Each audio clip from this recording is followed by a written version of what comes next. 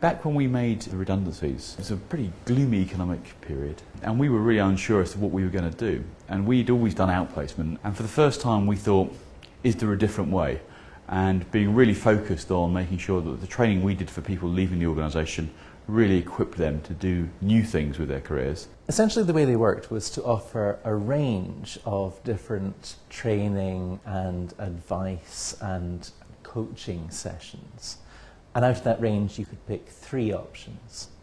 And for the people that were left in the organisation, that they saw that we were treating people that were leaving really fairly. Of the 3 that I chose, the 3rd session, which was the counselling, one-to-one counselling session, was far more interesting for me. Firstly, it was all about me, so of course it was interesting.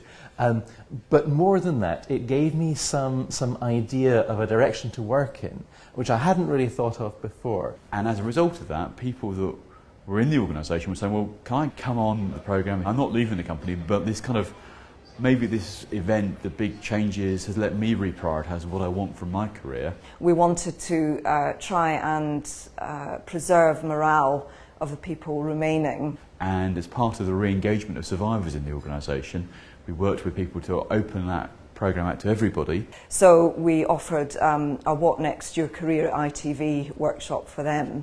We also targeted managers who were managing teams of people who were at risk and were having to conduct very difficult conversations. You want to be clear about the nuances of the conversations you're going to have with people. They're quite difficult conversations, so you want to make sure you know the things you should and should not say. By investing in our managers, I think we did 2 things.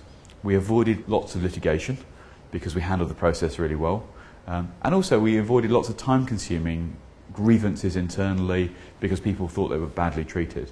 And I think we all know from a HR point of view that grievances, legal disputes cost a lot of money, but perhaps more importantly just take up a lot of time. I did feel I needed training. I didn't really understand the legal implications of the process and wanted to make sure that my teams were fully informed of what was going to happen. Also having to conduct performance reviews with people when they weren't really sure what the future might hold. That was a particular concern, and we felt actually at this time performance reviews are probably more important than ever because people will really value that one-to-one time with their manager. The final group was our kind of much younger population. They're a recognised group of talented individuals that the company were keen to motivate and retain. I initially applied for the Fast Track programme, which only took a few people on every year. Because of the demand for the programme, the L&D team decided to put together this Fast Start programme. We worked with them on a whole range of soft leadership development skills. I had to look through the modules and things that they were going to train us in, and yeah, it just seemed really, really interesting and a really good opportunity to just get to know the business and get to know people outside of my area. I think it's difficult to remember, even just a year on, how bad things were in 2009 and how difficult the economy was and how gloomy the news was.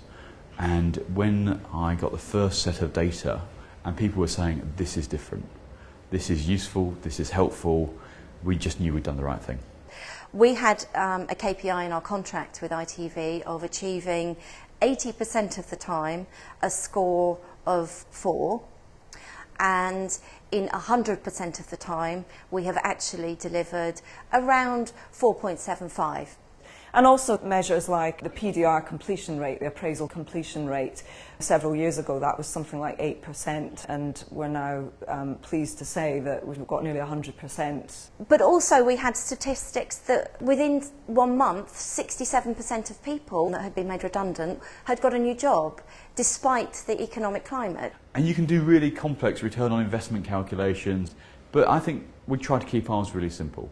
Be cost efficient on the training, and it cost us about £160,000 for all of that training. But relative to the cost of making lots of people redundant, actually it's not very much on training. It's a very small investment. But giving people that were made redundant the confidence to go and get a new job, and for the people left in the organisation, making sure that they saw their colleagues treated really fairly in a way that was consistent with our values as an organisation, gave them confidence in the company at the same time. They made me feel that I left here in a dignified manner. I left here with a good sense of high morale. And that morale is very important for one's ability to get the next job. So I came out of here with quite a spring in my step. And looking back, I think it was a fine place to be. I was happy here. I'd happily come back again. I think that the redundancy process was handled very well.